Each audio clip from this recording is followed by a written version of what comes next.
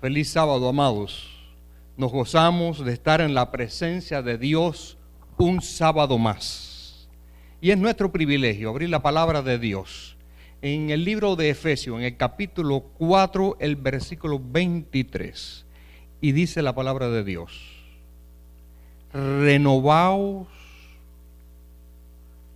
la actitud de vuestra mente. Renovaos en la actitud de vuestra mente. Quiero invitarte a tener unas palabras de oración. Amantísimo Padre que estás en el cielo, buen Dios, alabamos tu nombre en esta mañana porque tú has sido bueno, poderoso, grande, porque tú nos has sostenido, nos has cuidado, nos has librado en medio de esta pandemia, donde cunde el pánico, el miedo, pero nosotros queremos confiar en Jesús. Por eso en esta mañana nos gozamos, Dios, al abrir tu palabra y reconocer tu propósito para nuestra vida. Queremos que tú te muestres a nosotros y nos hables a través de la misma. Estas cosas, Padre, las pedimos en el nombre de Jesús. Amén. Lo que quiero compartir con ustedes en esta mañana lo he titulado El ideal y la realidad. Y es probable que tu mente se vaya en este momento a aquel momento cuando estabas por graduarte en la universidad y tenías grandes ideales para tu vida, tenías metas muy altas. Hoy, cuando miras ese pasado, quizás haya algún tipo de remordimiento o de nostalgia o de frustración porque tus ideales no son la realidad.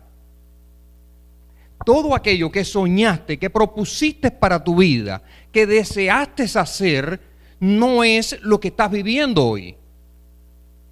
Tengo amigos que estudiaron medicina, pero hoy no son médicos.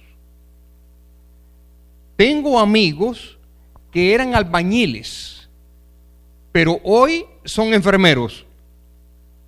Entonces, ¿qué cosa está sucediendo con nuestra expectativa, con nuestros sueños, con nuestro ideal, que a veces no es nuestra realidad?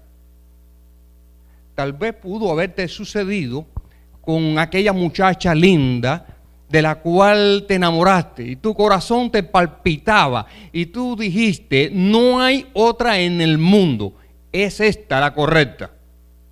Ese era tu ideal. Pero hoy esa muchacha no es tu realidad. Pero todo no queda ahí. A veces lo más triste es que cuando miras hacia atrás dices, Señor, de lo que me libraste. Porque el ideal quedó manchado por la realidad. En fin, hay muchos ideales para nuestra vida. Nos proponemos ideales y deberíamos tenerlos. Pero hay una tendencia muy fuerte y es a nosotros poder medir los ideales de otros. Por ejemplo, cuando miramos al gobierno, para nosotros es fácil decir, bueno, los republicanos deberían hacer esto y aquello y lo otro. O los demócratas deberían hacer esto y aquello y lo otro. O deberían dar tanto dinero mensualmente, o no deberían darlo. Y es fácil para nosotros pronosticar, predecir, establecer esas normas que para nosotros serían el ideal correcto de un gobierno determinado. La realidad es totalmente diferente, porque no puedo yo imponerlos, pero a veces afectan mi vida. A veces me siento frustrado, a veces nos sentimos mal, porque no hay coherencia entre estos ideales y la realidad. También sucede con la iglesia. ¿Te imaginas una iglesia como crees tú, según tus ideales, que debería ser la iglesia. Claro, como la Biblia también dice que debería ser la iglesia. Como Cristo quiere que sea la iglesia. Y la Biblia está llena de esos ideales para la iglesia. Pero la realidad, a veces la realidad que es dura. ¿Te acuerdas aquel día cuando llegaste por primera vez a la iglesia y te sentaste? La bienvenida que te dio el diácono o la ujier en la puerta de la iglesia y llenó tu corazón de pasión. Y te sentaste y escuchaste un sermón fenomenal. Y te sentiste como en casa. Y nosotros llamamos a esa euforia, a ese amor, le llamamos el primer amor. Cuando sentiste ese primer amor por Cristo, que tu corazón palpitaba fuertemente, y tú veías los ideales de la iglesia, veías los tuyos también. Tú querías ser semejante a Jesús. Pero ¿no te acuerdas también que disimuladamente imitabas a la directora de escuela sabática o al director de jóvenes o aquel anciano que predicaba y lo hacía muy bien? Y tú tratabas de imitarlo porque para ti eran ideales, grandes, lindos. Pero hoy la realidad puede ser diferente. Y te estarás preguntando, bueno, ¿y a dónde me estará llevando el hermano Enoch con este asunto de los ideales y la realidad? No ha empezado y me estoy sintiendo frustrado.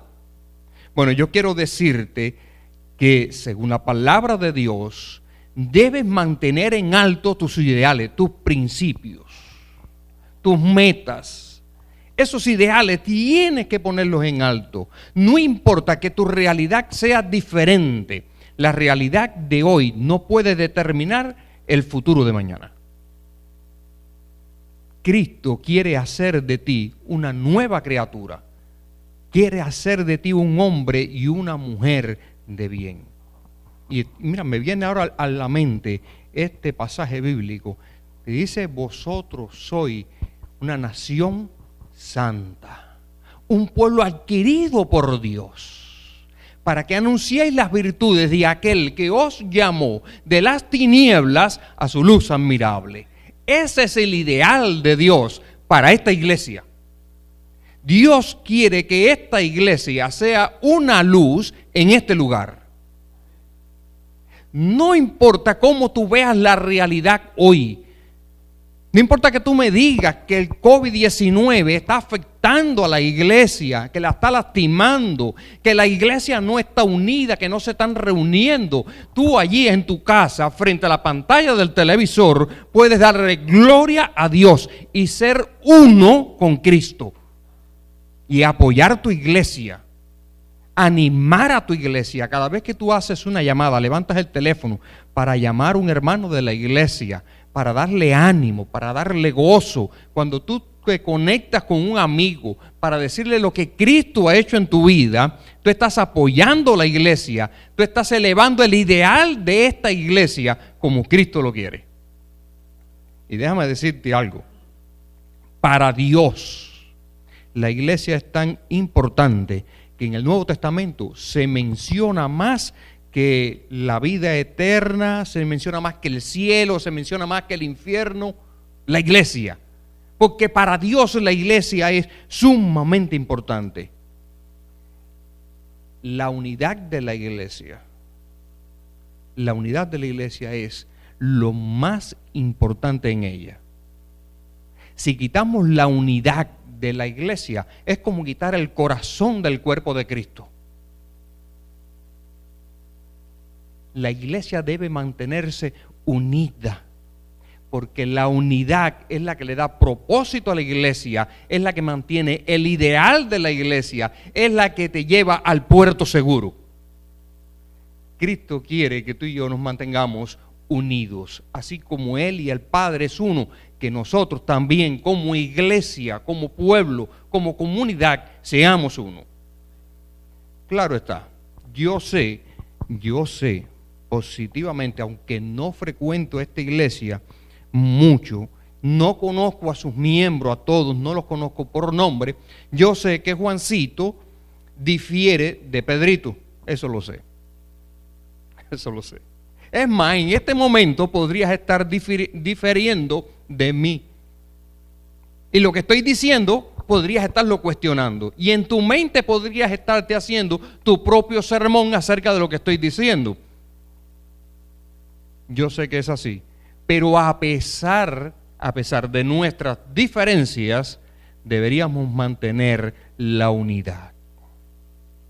Porque esta unidad que en Cristo está por encima de lo que yo creo, de lo que yo pienso, de mis intereses personales, está por encima de todo lo que yo pueda valerme para decir, este soy yo. La unidad está marcada en quién es Jesús, y Jesús es el Señor de la iglesia.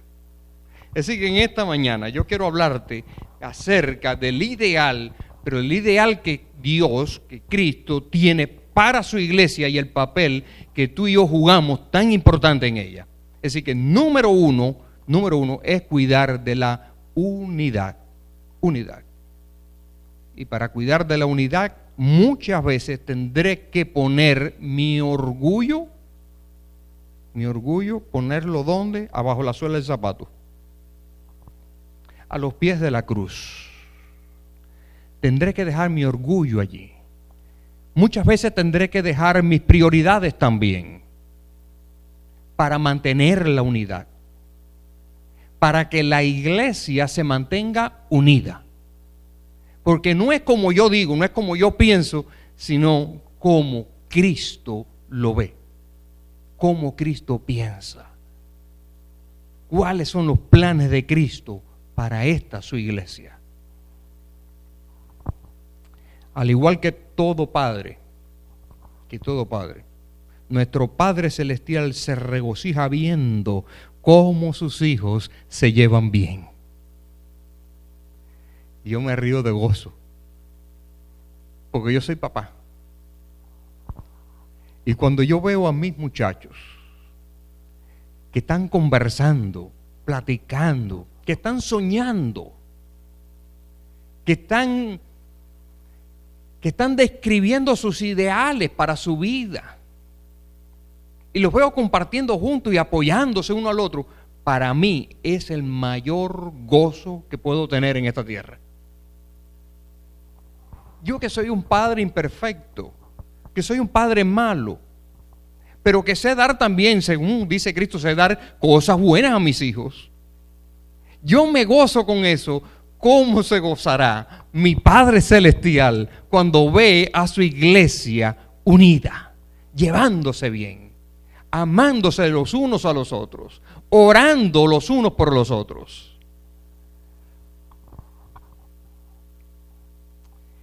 Cristo pagó el precio más alto por ella, por la iglesia. El precio más alto. ¿Sabes qué precio fue, verdad? ¿Sabes qué precio fue? Muerte, y muerte de cruz. No fue cualquier precio. Lo pagó con su propia vida. Y todo lo hizo por amor. Pero ejemplos he dado, dice Jesús, para que como yo os he hecho, vosotros también hagáis. Es decir, que el deber de nosotros como cristianos, manteniendo la unidad, es ser como Jesús, poniendo nuestro orgullo a los pies de la cruz. Dice en Efesios: esfuércense por mantener la unidad del Espíritu en el vínculo de la paz. ¿Hay que esforzarse? Sí, claro que hay que esforzarse, porque no nace voluntariamente. Es algo que tengo que proponerme, es algo que tengo que ser intencional. Al establecer lazos con un amigo, con un hermano en la iglesia, aún con mis hijos, Tengo que ser muy intencional con ello y no es ser hipócrita con esto. Cuando digo ser intencional, me refiero a que cuando doy un gesto de amor, cuando doy una palmada en el hombro, cuando doy la mano, lo hago de todo corazón y lo estoy haciendo para que sientas que te amo. De esa manera, cuando yo le doy la mano al hermano en la iglesia y le digo, te amo, mi hermano, él lo siente en su corazón. Sabe que no son palabras vacías, porque estoy siendo muy intencional con ello. Esfuércense por mantener la unidad del Espíritu. Ahora bien, para que esta unidad sea realidad, para que este ideal de la iglesia, de esa iglesia buena, esa iglesia santa, esa iglesia que ora, esa iglesia que crece, que predica, ese ideal que tenemos en la iglesia, donde todos los miembros son santos y buenos y no hay ninguno pecador, porque el amor de Cristo me ha inundado de tal manera que ese primer amor que yo recibí me permite ver la iglesia a través de ese cristal, porque no juzgo a nadie con más alto concepto que el que debo tener de mí mismo, sino que pienso de mí con cordura, de acuerdo a la medida de fe que me ha sido dada. Y veo a todos mis hermanos iguales que yo. Para que eso sea una realidad, debo hacer una cosa, y es enfocarme en lo que tenemos en común, no en las diferencias. Bueno, yo llego a la iglesia el sábado, el domingo, el miércoles en la noche, el viernes en la noche, el día que sea. Vine a la iglesia. Mi objetivo cuando llego a la iglesia, en primer lugar, es que vengo a un lugar a servir. Cuando yo vengo a la iglesia, vengo a dar, no a recibir. Bueno, no sé por qué estoy diciendo esto, porque esto no lo tenía en el sermón, pero esa es la realidad. Cuando llego a la iglesia, yo vengo a servir. Cuando yo llego a la iglesia, me encuentro con mi hermano José. Y cuando saludo a José y miro a José, no voy a estar buscando los puntos de desacuerdo con José, sino los puntos en común. Aquellas cosas que nos identifican. Y en Cristo hay muchas cosas que nos identifican. No voy a identificarme que si José es más alto o es más bajito, que si es más delgado o es más grueso, que si habla mucho o que si habla poco. No son las diferencias. Son las cosas en común, aquellas que nos unen. Y esas cosas en común, valga la redundancia, no son cosas comunes, sino cosas espirituales. Cosas espirituales.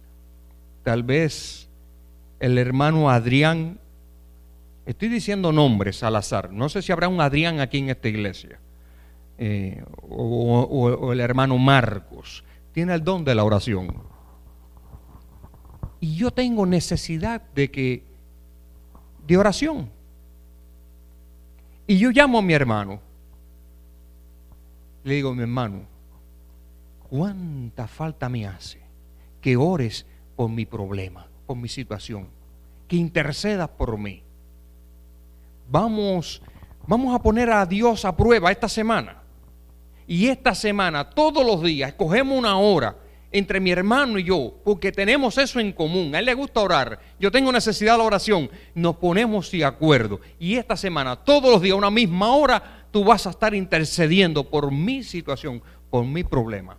Cuando termine la semana, ¿tú quieres que yo te diga cuál será el resultado de esta relación que comenzó simplemente por un asunto en común?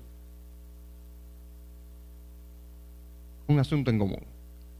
Porque las cosas en común son las que nos unen, no las diferencias. Por lo tanto, recuerda este punto muy importante. La unidad. Y número 2, enfócate en las cosas que tienes en común, no en las diferencias. Otro punto importante: ser realista con tus expectativas. Y esto puede ser muy cruel a simple vista. Ser realista con tus expectativas. Bueno, cuando te miras a ti mismo y te das cuenta que las expectativas para tu vida no son tu realidad, lo que sientes es frustración, tal vez remordimiento. No sé decir un sentimiento muy negativo porque no soy de esa índole, gracias al Dios del cielo que me tiene libre, me tiene inmune a eso hasta ahora. Vivo con gozo en mi vida cristiana por Cristo mi Salvador. Pero cuando piensas en tu pasado, tus ideales, tu realidad, puedes sentirte frustrado. Y esa frustración puede ser también que te haga ser irrealista con tus expectativas. Porque tú te frustraste, tú no lo lograste, pero ahora impones a otro a que llegue a la meta. Y te puedes volver muy duro, muy insensible al pedirle a un hermano que alcance determinadas metas porque tú crees que ese debe ser el ideal de su vida, y si te lo cuenta más todavía. Y se puede volver un gran problema porque estás poniendo carga pesada sobre el hermano en lugar de ayudarle a llevarlas. Entonces, este punto de ser realista con respecto a tus expectativas es pero demasiado importante. Demasiado importante. Cuando descubrimos cómo Dios quiere que sea la verdadera comunión, es fácil desanimarnos. Y escuchen esto que es importante, por la diferencia entre lo ideal y la realidad en nuestra iglesia. ¿Necesita que repitas?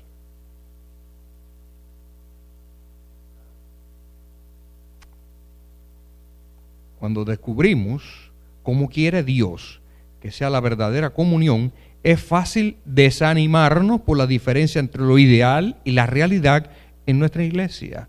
Sin embargo, debemos amar a la iglesia con pasión, a pesar de la realidad que tenga la iglesia. ¿Qué clase de problema es ese, no?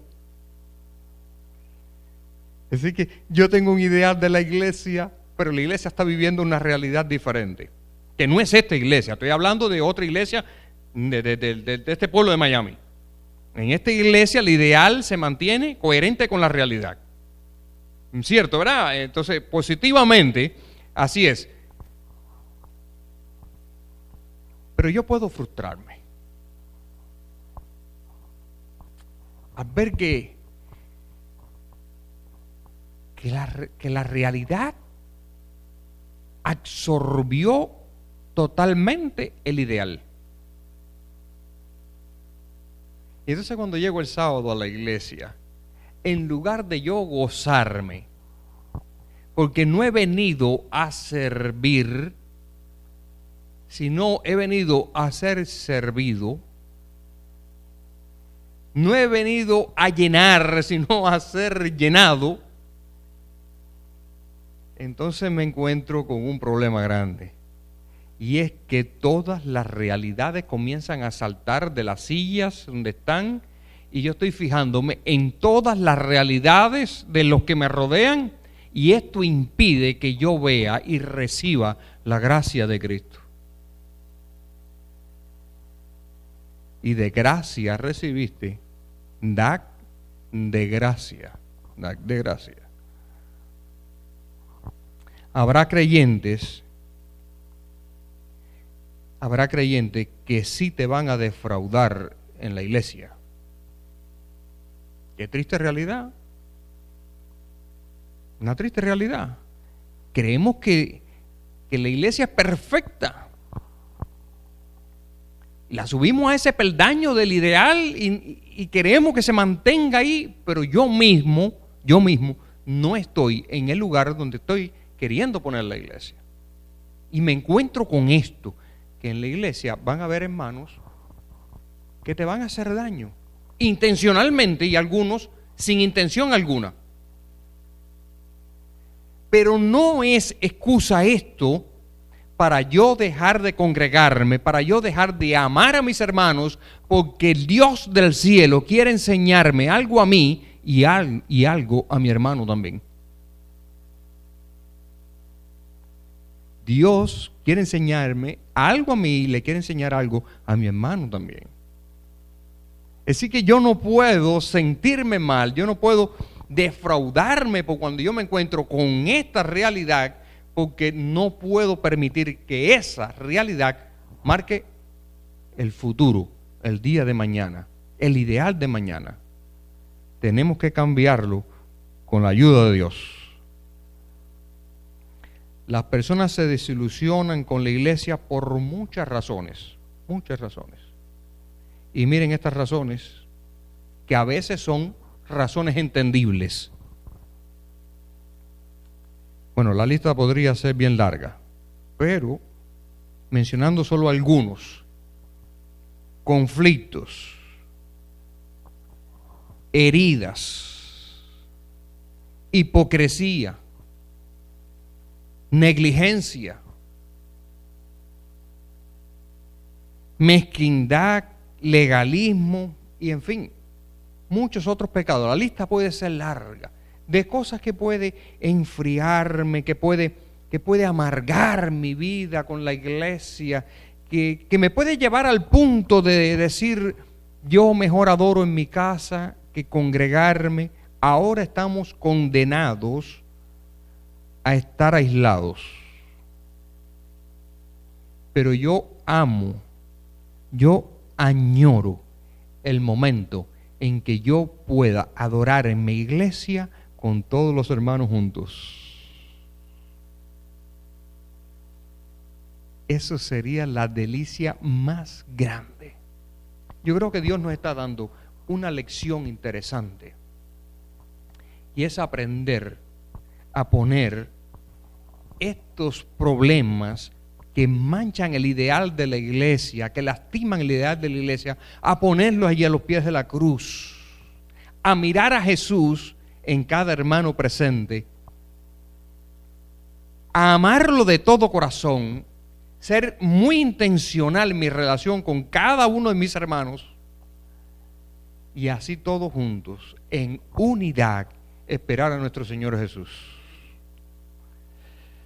Espero ese momento lindo y espero con la ayuda de Dios que sea pronto, que COVID-19 deje de ser un gran conflicto, deje de ser una pandemia, que se encuentre medicina, que se encuentre solución. Dios definitivamente está al control, aun cuando nosotros creamos que no lo vemos. Dios está al control. Nada escapa a los planes de Dios. Un consejo más, bien importante, para mantener la salud de la iglesia. Y miren este consejo. Decídete, porque es una cuestión de decisión. Decídete a animar más que a criticar. Wow. Esto está poderoso. Decídete a animar más que a criticar. Yo recuerdo, siendo muy jovencito, tuve cierta dificultad en mi vida espiritual. Nada del otro mundo. Nunca he sido un pecador abierto ni descarado. Simplemente que había sufrido un trauma en mi vida, que en algún momento se los podré contar. Había enterrado a mi padre, es decir, que era un adolescente, y estaba pasando por un momento de frustración en la vida. Y este momento de frustración me impulsaba a mí a enojarme con Dios. Y en mi enojo yo quería dañar a Dios. Y para yo dañar a Dios, lo que yo buscaba era buscar un pecado grande que yo pudiera ofenderlo, porque me sentía lastimado. Mi papá se había muerto. Así que fui donde estaba el pastor de la iglesia. Y le dije al pastor de la iglesia mis planes. Y el pastor de la iglesia comenzó a animarme de una manera tan eficaz, tan poderosa, que yo me fui aquella noche, recuerdo perfectamente, era un viernes de noche, o sea, un sábado en la noche. Habíamos acabado de recibir el sábado. Me fui de la casa del pastor lleno de gozo, con dolor en el corazón, pero iba con gozo, porque había alguien que había hecho por mí algo que yo no esperaba. Yo estaba esperando que el pastor me condenara y que el pastor me dijera: por ese acto de desobediencia, de rebeldía tuya, lo que te merece es que seas censurado, que seas borrado, que seas echado de la iglesia, que me mirara como un cruel. Pero fue todo lo contrario. El pastor me llenó de amor, me llenó de gozo, me abrió su corazón, me abrió su hogar. Se hizo un amigo conmigo. Y yo, que había llegado solo, frustrado, ahora me iba con un amigo, con alguien que yo entendía, que comprendía mi situación, que se había puesto en mis zapatos. Y eso puede marcar la diferencia hoy para cualquiera de tus hermanos. Se hizo la diferencia conmigo, puede hacerla contigo. Por eso mi consejo es, en esta mañana, decídete a animar más que a criticar. Cuando nosotros criticamos a alguien, suceden al menos 4 cosas en nuestra vida. 4 cosas, y ninguna de las 4 son buenas. 4 cosas suceden. Pierdo mi comunión con Dios. Dice la palabra de Dios: ¿y tú quién eres que juzga a tu hermano? Cuando tú haces lo mismo. La palabra de Dios puede ser muy cortante. Así que, ¿quién soy yo para criticar a alguien? Si la palabra de Dios me está diciendo, ¿quién soy yo para criticar a mi hermano si yo hago lo mismo? Así que yo corto o pierdo mi comunión con Dios, número 1. Número 2, saco a relucir mi propio orgullo o resentimiento. Wow, y esto es cruel. Esto es cruel, porque la persona criticona, el que está criticando, no se da cuenta del defecto, pero la persona que está observando puede leer entre líneas que este hermano, con su supuesta crítica, lo único que está haciendo es arrojando su propio orgullo y su inseguridad. De manera que mi consejo es: si tú no quieres ser desnudado en la calle, no critiques. Porque cuando criticas, revelas tu orgullo, revela tus inseguridades. Número 3, te colocas bajo el juicio de Dios. Te colocas bajo el juicio de Dios. Porque con la misma medida con que tú mides, serás vuelto a medir.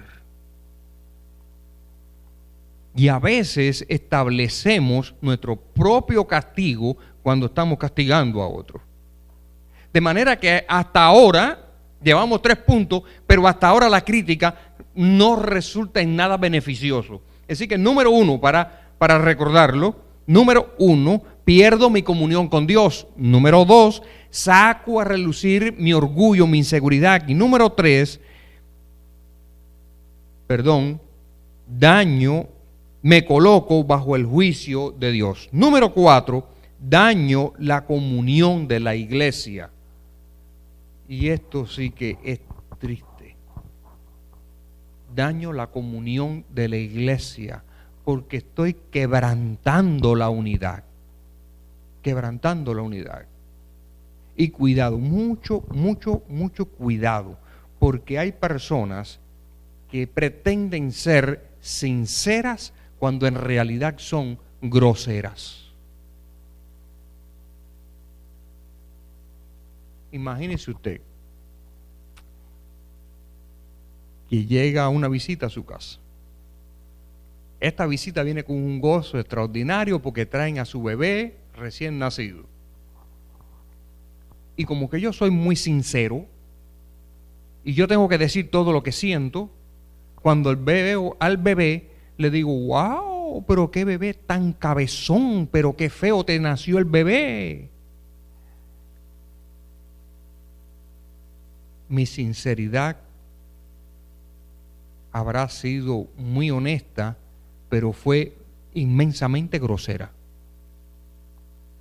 Entonces tenemos que revestirnos del amor de Cristo para que nuestra crítica no sea crítica ni constructiva ni destructiva, porque nos escudamos a veces pensando, no, la crítica es constructiva y yo estoy criticando al hermano para construirlo, y eso es incierto. Cuando usted critica, lo único que está haciendo es destruyendo, y está haciendo 4 cosas al menos importantes. Número 1, está perdiendo su comunión con Dios, está sacando su orgullo, su inseguridad, se coloca bajo el juicio de Dios y daña la unidad de la iglesia.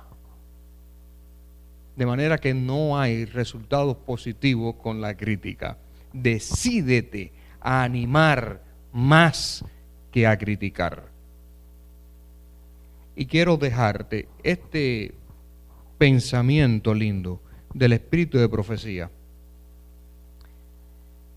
Dice la hermana White, en el plan de restaurar la imagen divina en el hombre, se estableció que el Espíritu Santo, como agente modelador, actuara en las mentes humanas como si fuera Cristo mismo. Al aceptar la verdad, el hombre recibe la gracia de Jesús, la que lo induce a consagrar sus habilidades santificadas a la obra con la cual el Salvador se comprometió. De este modo, se convierte en un colaborador de Dios y en un agente cuyo entendimiento brilla con la verdad. Amén, gloria a Dios. Gloria a Dios, porque Dios tiene como propósito, como ideal para tu vida, para mi vida, que brillemos con la verdad. Que seamos antorcha, que alumbremos, no alumbremos en un lugar oscuro, no debajo del almud, no escondida bajo la mesa, que alumbremos donde todos la vean. Quiera Dios, que en esta mañana tú hayas llegado al entendimiento de que el ideal que has establecido en tu vida, que has establecido en tu interior, acerca de cómo debería ser la iglesia, sea la pasión que te motive a vivir tú ese ideal. Y yo me comprometo con ustedes hoy a amar a Jesús sobre todas las cosas, a buscar en la palabra de Dios la evidencia, el camino que me ayuda a ser humilde de todo corazón, a amar la iglesia, a proteger la iglesia, cuidar de la iglesia, alimentar a la iglesia, para que todos seamos uno, como Dios Padre, Dios Hijo, Dios Espíritu Santo son uno en sí mismo. Que la bendición del Altísimo te alcance y que puedas vivir en paz.